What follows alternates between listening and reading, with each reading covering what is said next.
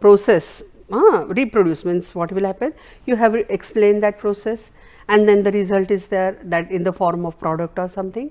So, when the person will go into the details of that with the reasonable efforts, matlab it's like a that okay, I will read the patent and then I can understand that thing and I can just tweak around that particular details and I should able to reproduce that particular thing.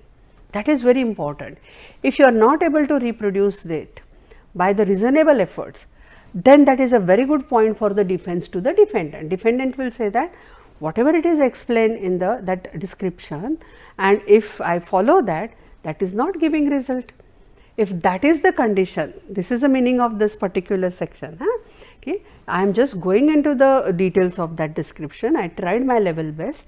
I have followed the procedure. I have gone into details, although the range, generally we give range, that temperature, if it is there, it is a optimum temperature is 18, we will say that 15 to 20, something like that.